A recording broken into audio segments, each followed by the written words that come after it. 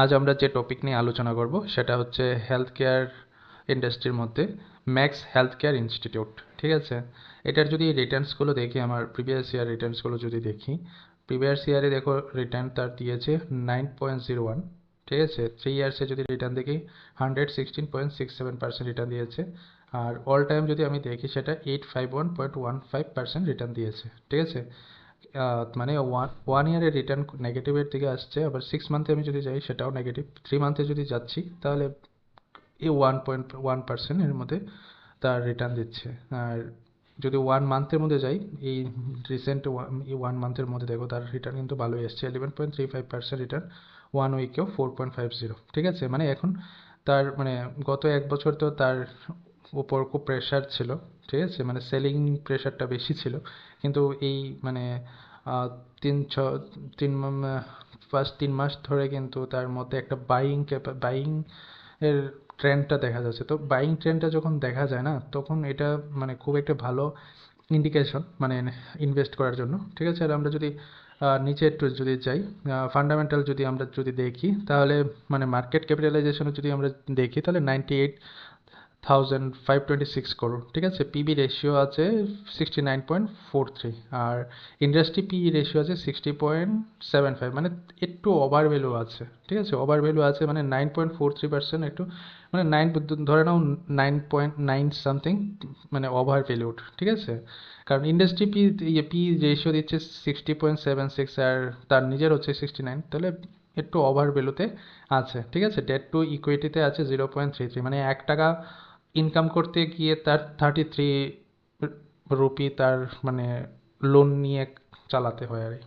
মানে 1 টাকা ইনকাম করতে গেলে 33 রুপি সে কী করে লোন নেয়। ঠিক আছে, আর তার ওভারঅল যদি আমি ইয়ারলি ফাইন্যান্সিয়াল পারফরমেন্স যদি দেখি, তাহলে 21-এ সে নেগেটিভ ছিল, 22 থেকে তো কিছুটা আর্নিং করতে স্টার্ট করেছিল। ঠিক আছে, 23-এ তো দেখো কিছুটা প্রফিট হয়েছে, মানে তার রেভিনিউটাও দিন দিন মানে ইয়ারলি বেড়েছে, ইনকামটা তার প্রফিটটা হয়েছে। ঠিক আছে, 25-এও কিন্তু 25-এ কিন্তু তার তার প্রফিট হয়েছে 1076, প্রিভিয়াস ইয়ার থেকে 1.72% বেশি। রেভিনিউটাও প্রত্যেক বছর কিন্তু বেড়ে বেড়ে যাচ্ছে। ঠিক আছে, তাহলে এটা ঠিক আছে, শর্ট টার্মের জন্য ইনভেস্ট করাটা খুব ঠিক আছে, ইন্ডিকেশন ভালোই দেখা যাচ্ছে, কিন্তু লং টার্মের এখন এটা মানে ওভার ভ্যালুতে আছে, তো তার যেই কারণে এটার মধ্যে সেই পরিমাণে রিটার্ন নাও আসতে পারে। ঠিক আছে, মানে শর্ট টার্মের জন্য, মানে 1 বছরের মধ্যে যদি তুমি রেখে সেল করতে পারো তাহলে তুমি ঠিক আছে, ইনভেস্টের জন্য ভালো আছে। আবার দেখো শেয়ার হোল্ডিং প্যাটার্নটা আবার যেটা যদি আছে, ফরেন ইনস্টিটিউটের কাছেই আছে 45.39, মানে ফরেনের কাছে বেশি আছে। ঠিক আছে, প্রমোটার মানে আছে কোম্পানির যারা ইয়ে আছে, ওনার আছে, বা যারা ইনভেস্ট করেছিল প্রথমেই যখন মানে কোম্পানি তৈরি হওয়ার সময় যারা ইনভেস্ট করেছিল তাদের কাছে যে শেয়ারটা থাকে সেটাই হচ্ছে প্রমোটার। মিউচুয়াল ফান্ডে আছে 16.30, ইন্ডিয়ান মিউচুয়াল ফান্ডে আছে। আর আদার ডোমেস্টিক ইনস্টিটিউশন যেমন এলআইসি, যেমন এই ইন্স্যুরেন্স কোম্পানিগুলো, সেটার কাছে আছে 10.01, আর রিটেল আর আদারের কাছে আছে 4.58%, মানে রিটেলের কাছে খুব কমই আছে। কিন্তু প্রবলেম হয়েছে কোথাও জানো, প্রবলেম হয়েছে ফরেন ইনস্টিটিউশনের কাছে অনেকটা বেশি আছে, মানে বাইরের দেশের হাতে অনেক কিছু নির্ভর করছে, তো মানে এফআইআই, তো তারা যদি এখন সেল করতে শুরু করে তাহলে কিন্তু প্রেসারে পড়ে যাবে। মানে ডোমেস্টিক যারা রিটেল আছে, বিশেষ করে রিটেল, মিউচুয়াল ফান্ডে আছে ঠিক আছে, এক থেকে লস হলে আরেক দিকে তারা পুষিয়ে নেয়, কিন্তু রিটেল ইনভেস্টরের জন্য কিন্তু এটা বড় টাফ হয়ে যাবে। তো তার জন্য এখানে যদি তুমি মানে হেলথ কেয়ারে সেক্টরে যদি ইনভেস্ট করতে চাও, ম্যাক্স হেলথ কেয়ারে, তাহলে কিন্তু একটু দেখে শুনে তোমাকে এটা করতে হবে। ঠিক আছে, কারণ এখানে দেখাই যাচ্ছে যে ফরেন ইনস্টিটিউশনের কাছে প্রায় অর্ধেকের একটু কম আছে, মানে তো সেটা একটু ভালো না, কারণ ফরেন ইনস্টিটিউটের কাছে যদি মানে 20%-এর বেশি থাকে, তখন এটা একটু রিস্কি হয়ে যায়, তারা হঠাৎ করে তারা সেল করে চলে যাবে, তো সেল করলে কি হবে যে মানে ডোমেস্টিক প্লেয়ারের উপর প্রেশারটা বেশি যাবে। মিউচুয়াল ফান্ড এটা ঠিক আছে, তারা প্রেশার হ্যান্ডেল করতে পারে, কিন্তু রিটেলরা যারা আছে, যেমন আমি তোমার মতো যে যারা আছো, তো তারা কিন্তু সেই প্রেশারটা আমরা করতে পারি না, হ্যান্ডেল করতে পারি না। ঠিক আছে, আহ, সেটাই ছিল আজকের max health care institute share holding.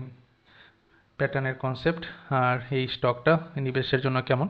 Overall যদি বলো, আমি বলবো মানে শর্ট টার্মের জন্য যদি করো, 1 বছরের ভিতরে যদি তুমি এটা বাই করে সেল করতে চাও তাহলে দেখতে পারো।